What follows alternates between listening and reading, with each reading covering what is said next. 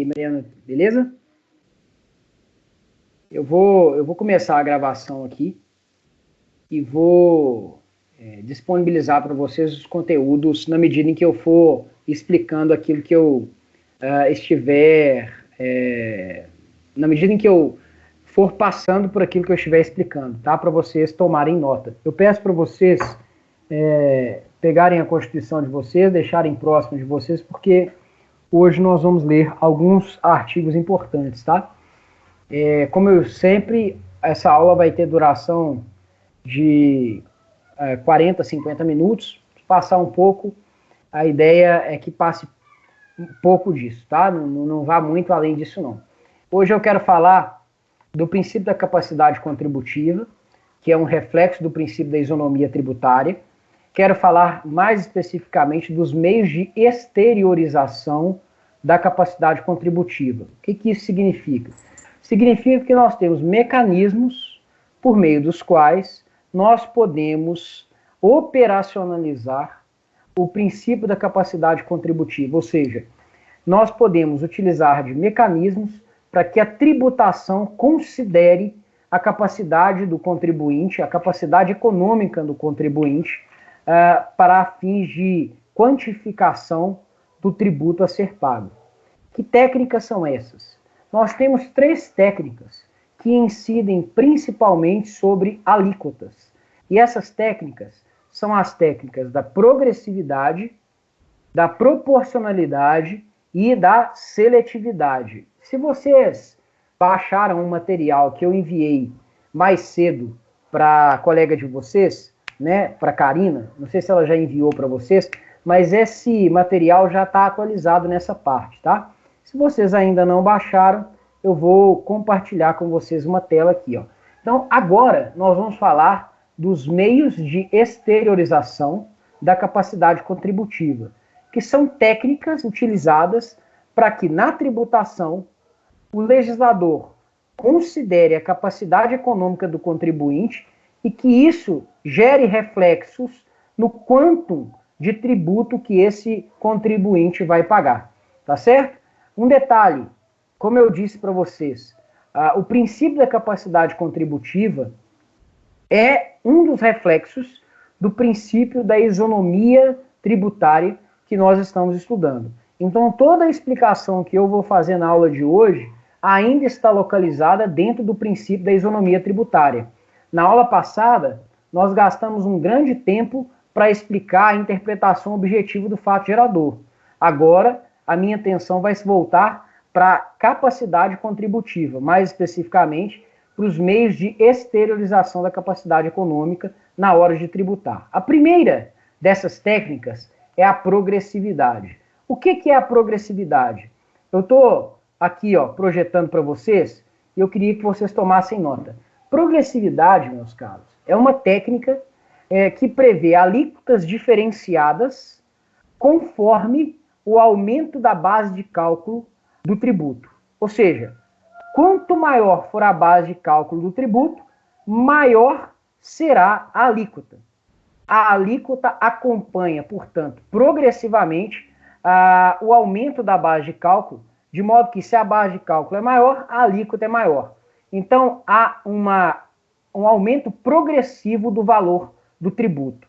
Muitos autores dizem que a progressividade provoca um aumento quantitativo do valor do tributo, mas isso é uma coisa que justamente se destina a atender à ideia de tributar conforme a capacidade econômica do contribuinte. Ou seja, o fato de que a técnica, o fato de que o mecanismo da progressividade aumente progressivamente o valor do tributo não é necessariamente algo ruim. Pelo contrário, é justamente nesse aumento progressivo do tributo, conforme a capacidade contributiva ou capacidade econômica do contribuinte, que nós vamos ter assegurada a tributação conforme a capacidade econômica. Quero dizer, para que vocês entendam bem o que eu estou afirmando aqui agora.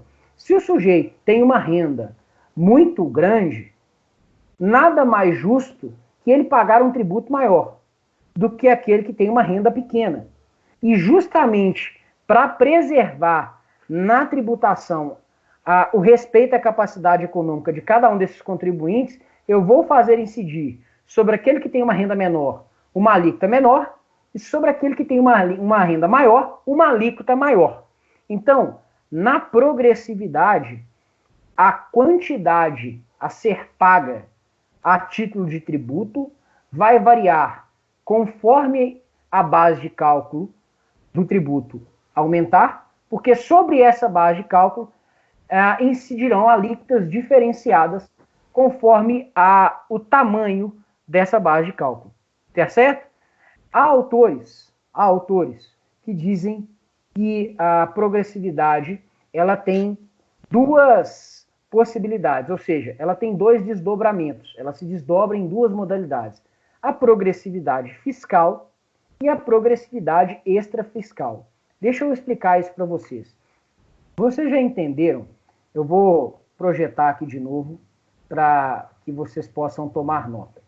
Eu acho que vocês já entenderam que a progressividade é uma técnica que prevê alíquotas diferenciadas conforme aumenta a base de cálculo do tributo.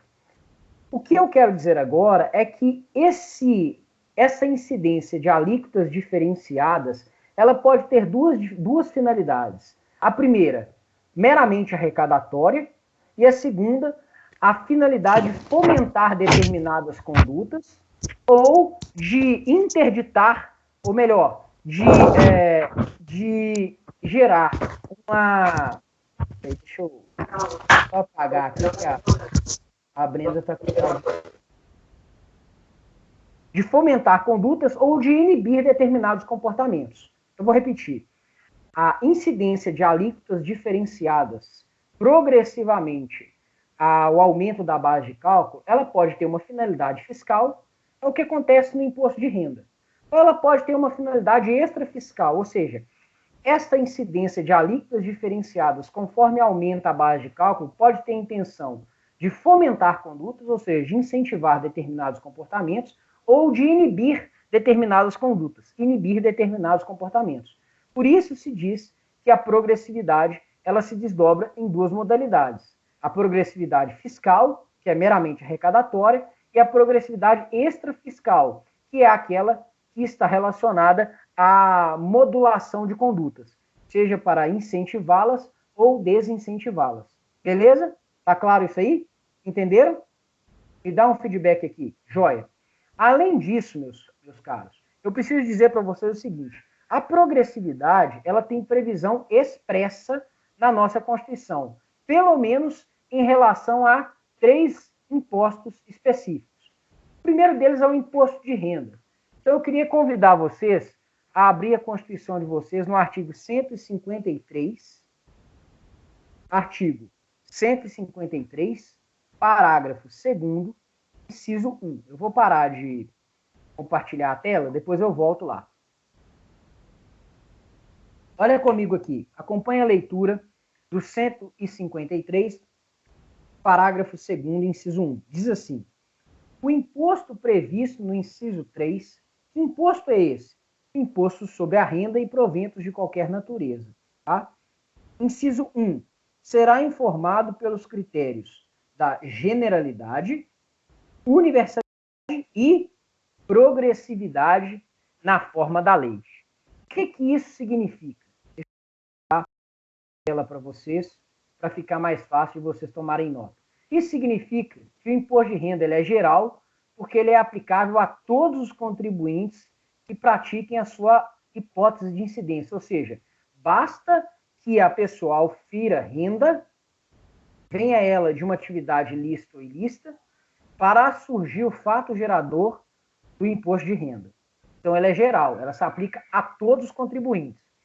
Ele é universal, porque incide sobre todo tipo de renda. E ele é progressivo, e isso é que me interessa agora, por uma razão muito simples, que há uma variação progressiva da alíquota na medida em que aumenta a base de cálculo do tributo. Ou seja, quanto maior a renda, maior será a alíquota.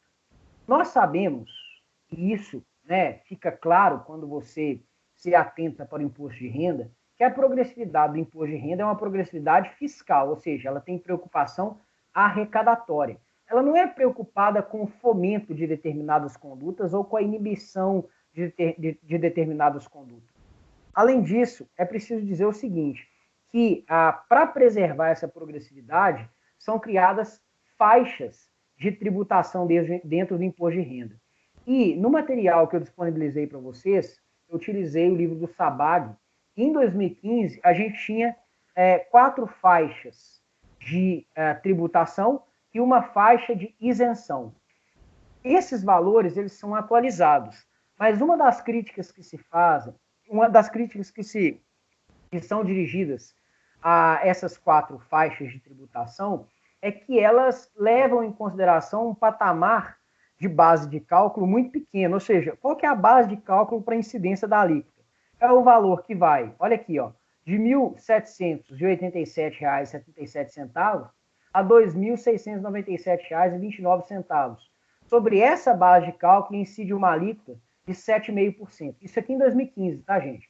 Esses valores já foram atualizados. A segunda faixa, olha aqui, é de R$ 2.000 a R$ 3.000. Sobre essa base de cálculo incide uma alíquota de 15%. Qual que é a crítica?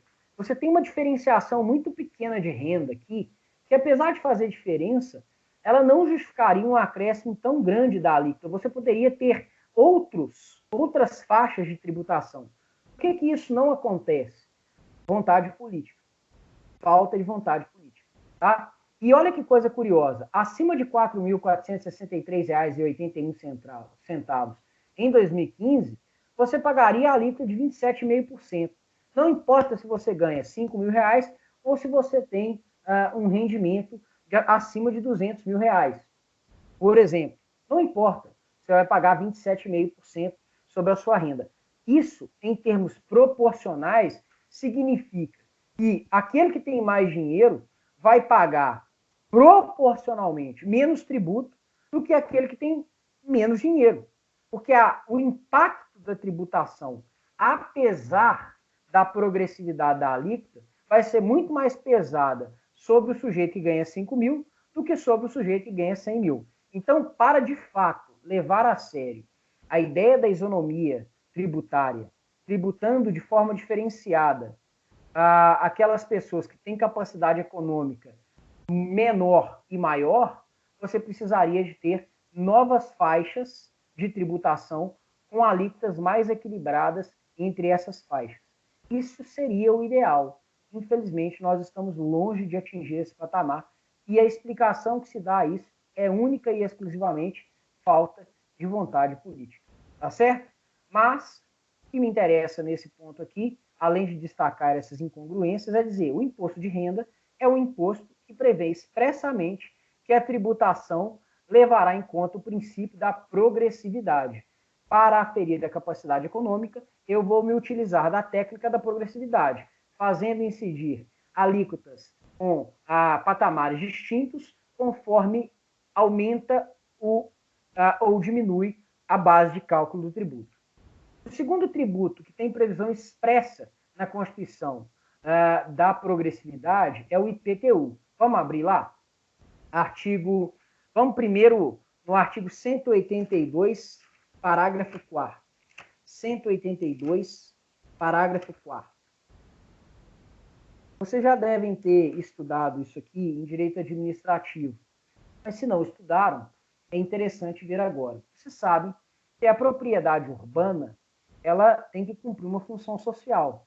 Se ela não cumpre uma função social, uma das formas de fazer com que o contribuinte ou que o proprietário realize determinadas atividades no seu bem é obrigá-lo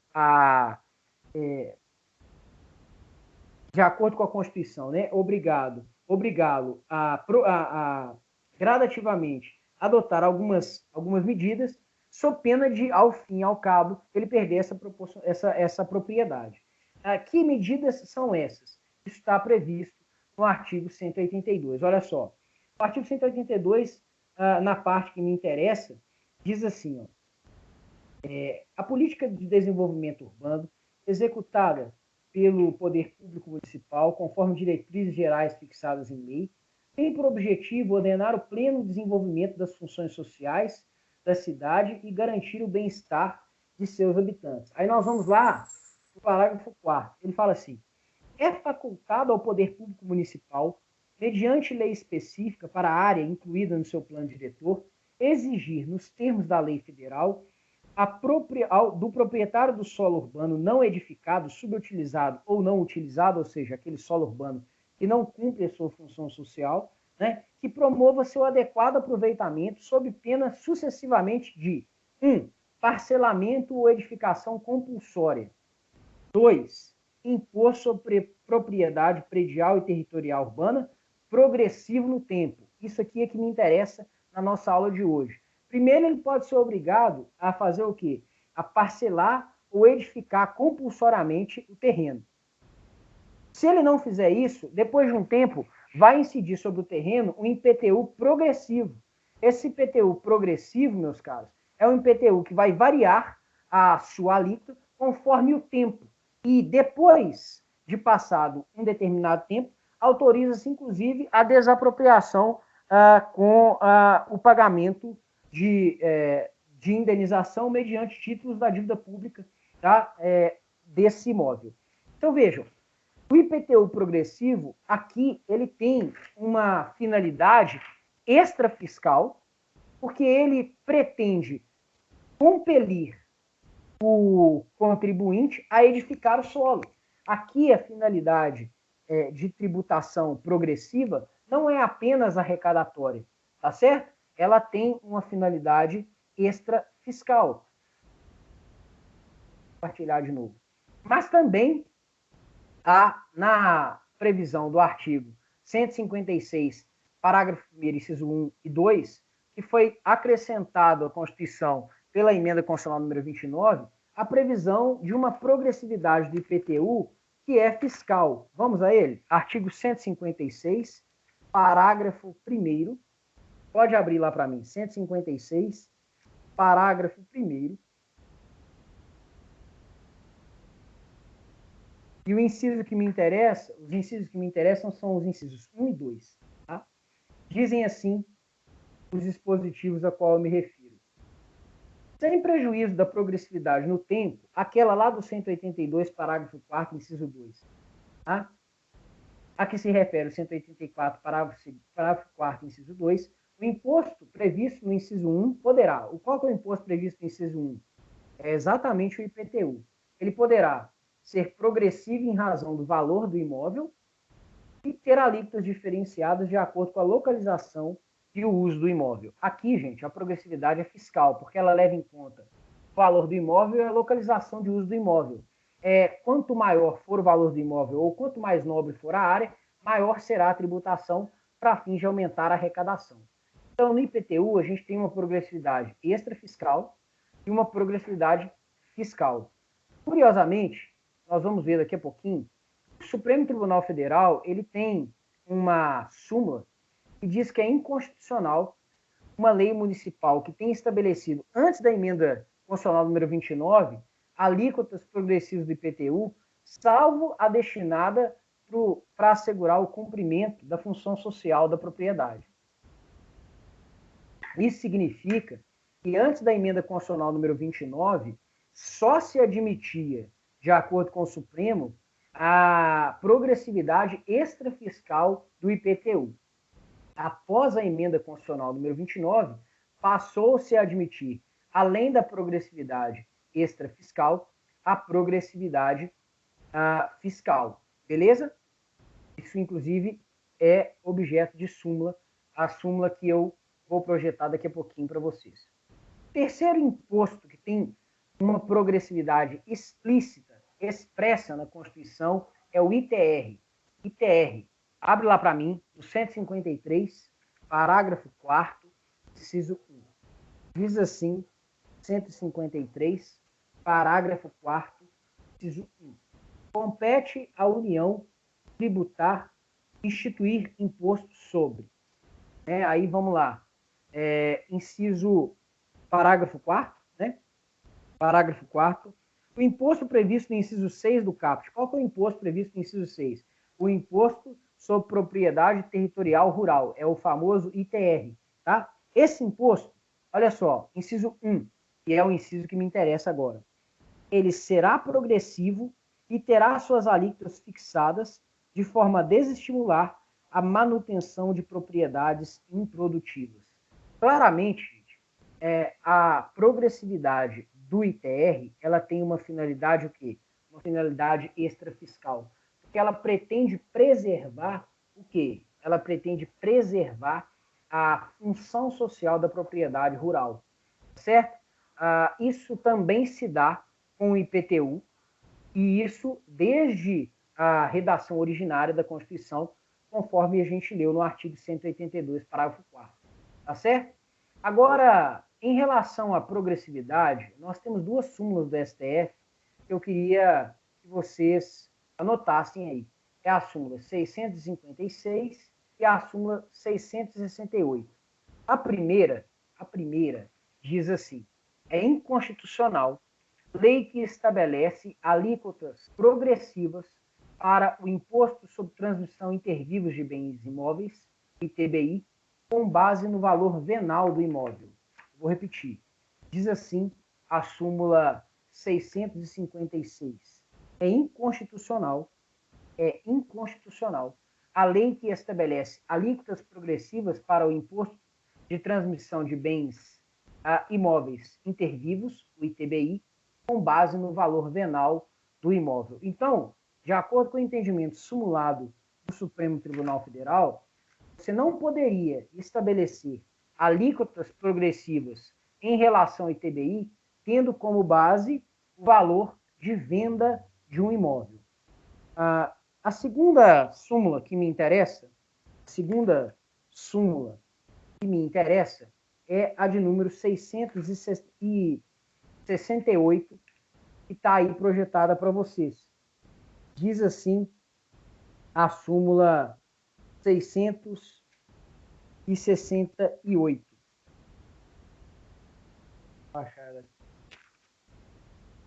Diz assim a súmula 668. É inconstitucional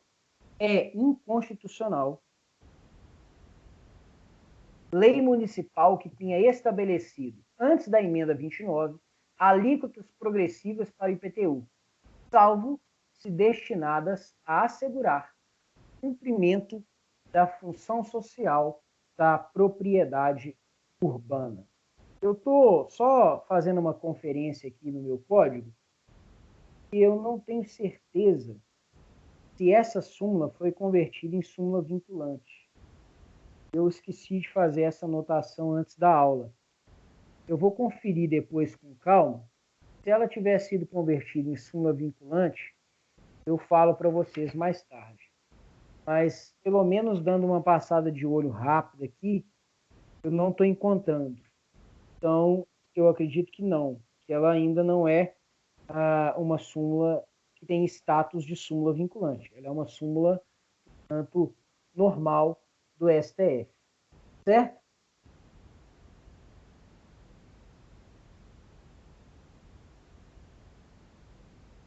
É isso mesmo. Isso mesmo. Qualquer coisa depois eu retifico se for o caso, mas a princípio ela não foi convertida em súmula vinculante. Deixa eu explicar a súmula 668 de novo. Olha para mim. A súmula 668, ela diz basicamente o seguinte: até a emenda constitucional número 29, que é de 2003, você só podia ter uma forma de progressividade do IPTU, aquela que visasse a fomentar uma conduta. Qual conduta? A conduta de manutenção, de preservação, de respeito à função social da propriedade urbana. Então, a progressividade que era autorizada ao IPTU era aquela progressividade que vinha depois da obrigação de parcelamento ou edificação compulsória do solo e antes de uma eventual desapropriação do solo por conta do desatendimento da função social da propriedade do solo urbano.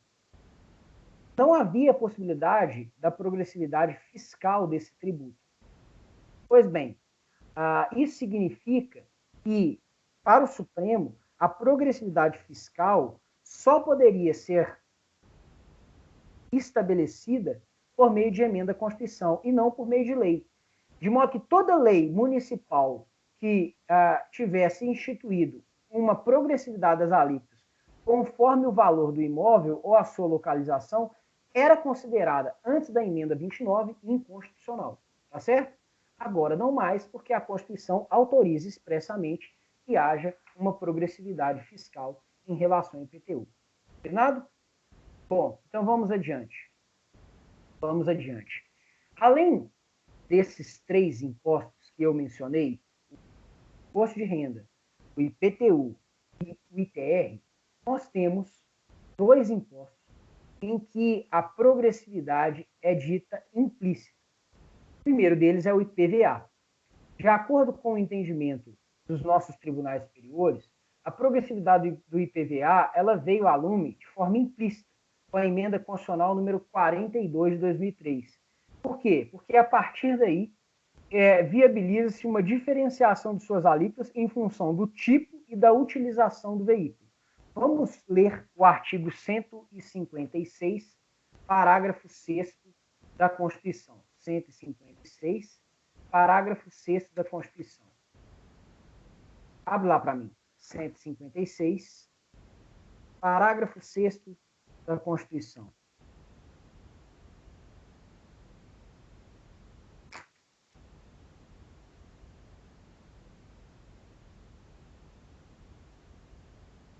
Diz assim o 156, parágrafo 6º da Constituição.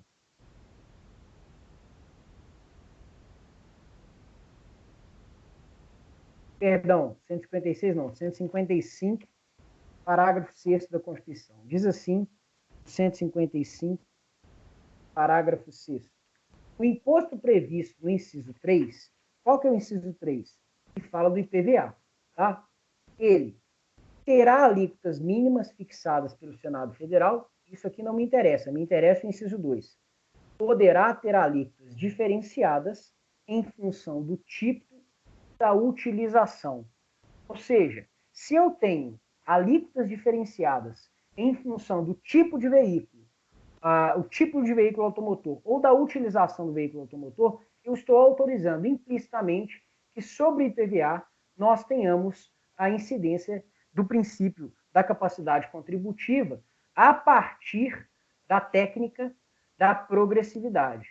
Em outras palavras, eu estou autorizando uma tributação que leve em consideração a capacidade econômica do contribuinte, não por conta de um tributo de natureza pessoal, mas agora um tributo de natureza real, ou seja, que incide sobre a coisa, e que tenha como base para esta progressividade o quê? O tipo ou a sua utilização.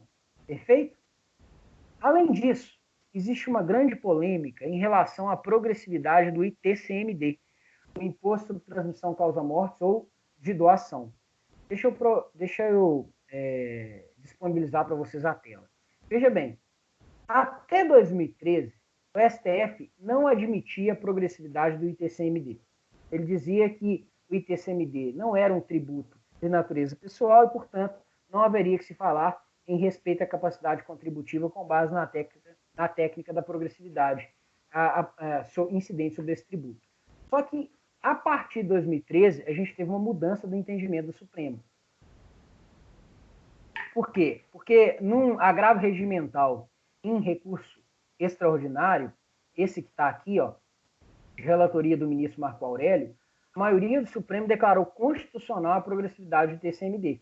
Então, a partir disso, fixaram-se 2 parâmetros de compreensão hermenêutica ou parâmetros exegéticos que eu queria compartilhar com vocês em relação à progressividade. A primeira, todos os impostos, vou repetir o que eu disse, todos os impostos são compatíveis com o princípio da progressividade. Todos os impostos são compatíveis com o princípio da progressividade. Com a técnica da progressividade, perdão. Sejam eles pessoais ou de natureza real. Isso não anula a validade da súmula 656 ou da súmula 668 que nós lemos anteriormente. Tá? Isso não anula. Mas hoje, ou seja, em 2020, nós temos o entendimento de que, a princípio, qualquer imposto é compatível com a técnica da progressividade. A segunda questão que eu preciso destacar para vocês, que ficou consolidada a partir desse julgamento pelo Supremo Tribunal Federal, foi o de que só a Constituição Federal pode autorizar outras hipóteses de tributação progressiva de impostos reais.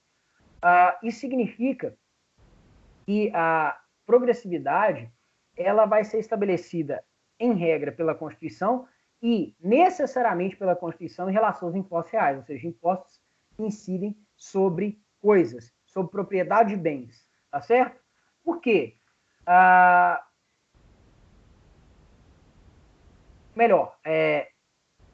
Desculpa, eu me confundi aqui. Até 2013, o entendimento era esse, que só a Constituição podia estabelecer a progressividade para impostos reais. Agora, não mais. Agora, a progressividade pode ser expressa ou implícita na Constituição, inclusive em relação aos impostos que incidem sobre coisas, sobre a propriedade de bens, como é o caso do ITCMD. Tá certo? Então, só para retificar o que eu disse anteriormente a 2013, entendia-se que só a Constituição poderia estabelecer progressividade em relação a impostos reais, a tributos que incidem sobre propriedade de coisas, sobre bens imóveis ou móveis.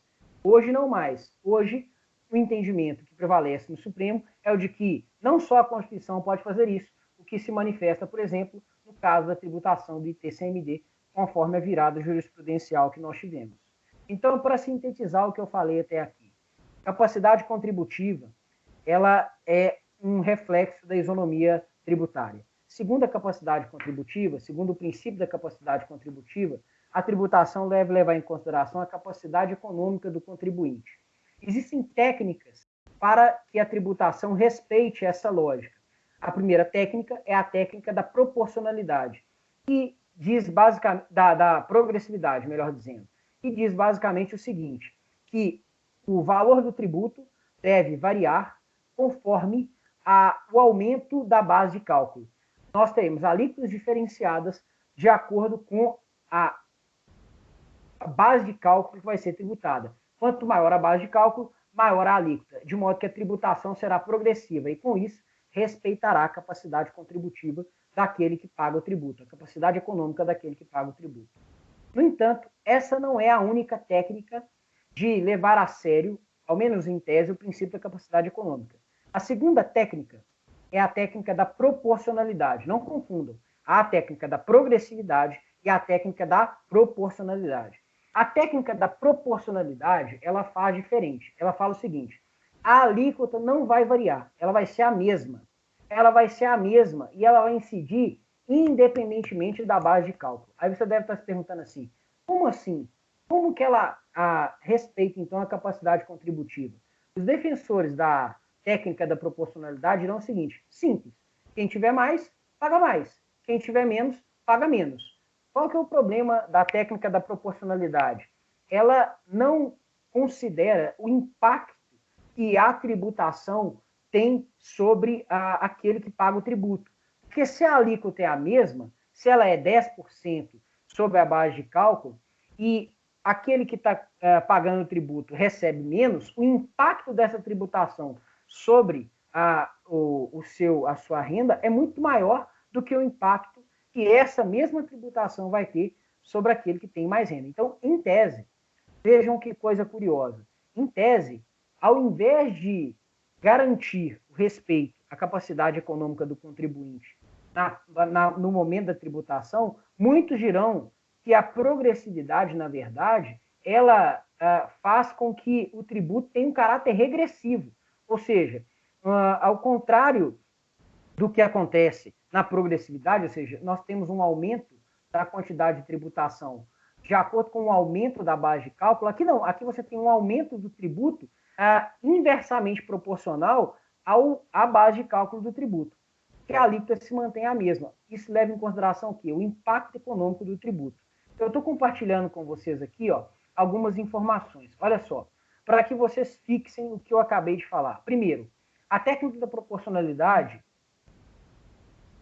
ela diz que cada contribuinte vai pagar um tributo que é proporcional à grandeza da expressão econômica do fato tributado. Ela faz isso como? Ela faz isso mantendo uma alíquota fixa e uniforme conforme a lei que a estabeleceu e que não varia de acordo com a base de cálculo. Então, eu tenho um exemplo aqui. O sujeito ganha 10 mil reais e o sujeito ganha 100 mil reais. A alíquota vai ser a mesma, vai ser de 10%. O primeiro que ganha 10 mil vai pagar R$ 1.000 de tributo. O segundo que ganha 100 mil vai pagar R$ 10.000 de tributo. Tá certo? É uma técnica de incidência de alíquotas fixas e ela tem uma pretensão de neutralidade. Eu coloquei aqui só para que algumas pessoas consigam memorizar. É a mesma lógica da ideia do dízimo. Né? Ela não vai mudar, a alíquota não vai mudar de acordo com a renda que o sujeito recebe. A alíquota é a mesma. Tá? Obviamente que o quantum tributado varia, porque se o sujeito ganha mais, ele paga mais.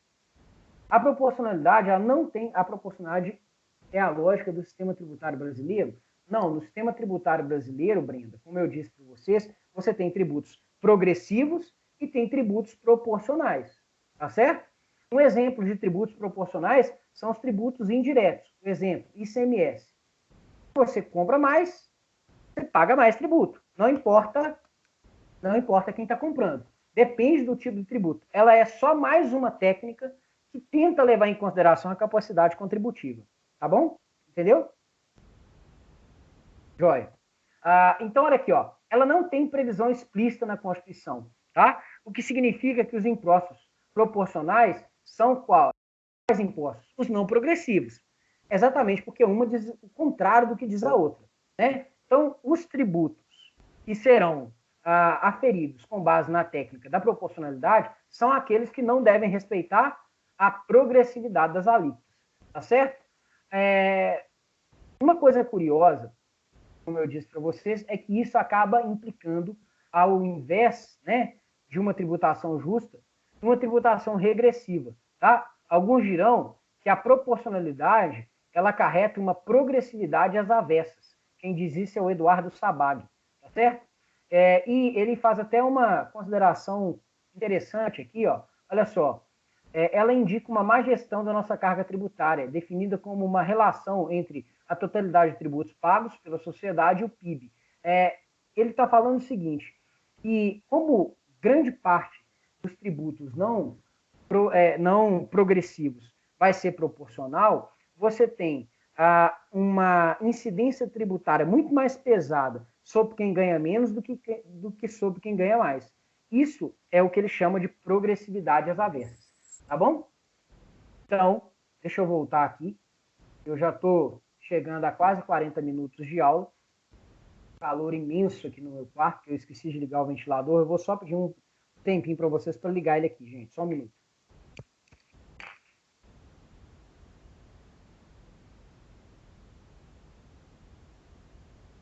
Desculpa, gente, senão eu não ia conseguir terminar a aula sem desidratar. Tá muito calor aqui. Eu trabalhei até aqui duas técnicas que pretendem dar vazão ao princípio da capacidade econômica do contribuinte. Existe uma terceira técnica, que é a técnica da seletividade. Essa aqui é muito interessante, tá? Porque essa aqui é uma técnica que é aplicada principalmente para os tributos indiretos. Deixa eu te explicar. Tributos diretos são aqueles em que a responsabilidade pelo pagamento recai sobre o contribuinte. Os tributos indiretos são aqueles que serão pagos não pelo contribuinte, mas por um terceiro. Exemplo, o ICMS. Quem paga o ICMS não é o contribuinte, não é aquele que vende a mercadoria, porque ele repassa o valor do tributo para o consumidor. Então, ele é considerado um tributo indireto, tá certo? Bom, a seletividade, ela serve exatamente para que esse tributo indireto respeite a capacidade econômica. E o que ela faz? Como o próprio nome diz, ela diz o seguinte, nós teremos alíquotas diferenciadas conforme a essencialidade do bem. Eu vou repetir. De acordo com a lógica da seletividade, um tributo será tanto maior quanto menor for a essencialidade do bem. Além da essencialidade do bem, também leva-se em consideração a nocividade do bem. Ou seja, se o bem for nocivo à saúde, ele pode ter uma tributação mais pesada do que um bem essencial. Então, no caso da nocividade, a tributação será tanto maior quanto maior for o grau de nocividade do bem. Percebam que a seletividade ela tem um caráter extrafiscal muito evidente. Por quê? Porque a partir da seletividade da tributação, a gente pretende fomentar determinadas condutas em detrimento de outras, garantir a facilitação da aquisição de mercadorias essenciais em detrimento de mercadorias que não são essenciais, garantir fomentar o abandono de determinados produtos justamente porque eles são nocivos à saúde. Isso explica, por exemplo, o porquê de a tributação sobre bebidas e sobre cigarro ser muito maior que a tributação sobre produtos da cesta básica. É justamente por conta do princípio da capacidade contributiva, mais especificamente por conta da técnica da seletividade, que nós temos essa possibilidade. Então, para sintetizar o que eu falei até aqui, a seletividade é uma forma de concretização do postulado, do princípio da capacidade contributiva. Ele é uma das técnicas que nós utilizamos para levar a cabo a capacidade contributiva. A tributação vai respeitar a capacidade econômica do contribuinte quando ela for proporcional ao grau de essencialidade ou ao nível de nocividade do bem. É isso que diz a técnica da seletividade. Ela vai ser utilizada principalmente em tributos indiretos. Parei de compartilhar, né? Sobre tributos indiretos, tá certo? E ela vai ter alíquotas que variam na razão inversa da essencialidade do bem e na razão diretamente proporcional ao nível de nocividade do bem. Aqui eu dei alguns exemplos para vocês, isso está no material que eu disponibilizei hoje, tá, gente? Se o bem for supérfluo, ele vai ter uma tributação mais pesada, a alíquota dele vai ser maior. Então, por exemplo, se você vai comprar um perfume, se você vai comprar um artigo, por exemplo, de decoração, muito provavelmente, se a tributação sobre esse bem for uma tributação que leva em consideração a seletividade, esse tributo vai ser maior do que a tributação que incide sobre bens da cesta básica. Tá certo? Esse é um mecanismo inibitório da regressividade, diferentemente da técnica da proporcionalidade. Por quê? Porque ele leva em consideração exatamente a capacidade econômica daquele que contribui e a necessidade daquele que contribui. Veja, se o bem é essencial, significa que qualquer pessoa tem uma vantagem quando paga menos tributo para adquirir aquele bem, justamente porque ele é essencial para a sua vida, para a sua subsistência. Se o bem não é essencial, ou se o bem traz prejuízos à saúde, nada melhor do que a pessoa, para adquiri-lo, sofrer um impacto econômico tributário maior, porque isso vai diminuir a corrida para a aquisição desse tributo, ou ao menos vai tentar refrear os anseios de consumo daquele bem. Tá certo? Eu tenho mais duas informações para passar para vocês, para a gente começar a introdução sobre um novo princípio, que é o princípio da irretroatividade tributária. Você tem dois tributos, mais especificamente dois impostos, que trabalham com a regressividade, que trabalham com a seletividade. Tá? Esses impostos são o ICMS e o IPI. Só que, curiosamente, no ICMS, a gente tem a chamada seletividade facultativa, que o artigo 155, parágrafo 2º e 6, ele fala que o ICMS poderá ser seletivo. Enquanto que no IPI, o Imposto sobre Produtos Industrializados, nós temos a chamada seletividade obrigatória. Por quê? Porque o artigo 153, parágrafo 3º e 2º da Constituição, diz que nele a tributação será necessariamente seletiva. Então vamos ler esses artigos para a gente fechar a explicação sobre o princípio da isonomia tributária e sobre a explicação da técnica da seletividade. O primeiro que eu quero ler é o 153, parágrafo 3º, 153, parágrafo 3º, inciso 1. Diz assim, ó, o imposto previsto no inciso 4º, qual que é esse? É o famoso IPI. Tá? O imposto previsto no inciso 4º, ele será seletivo em função da essencialidade do produto. Seletividade obrigatória. Será. Agora vamos para o 155, parágrafo 3º, inciso 1. Diz assim, o 155, parágrafo 3º, inciso 1. 155, parágrafo 3º, inciso 1.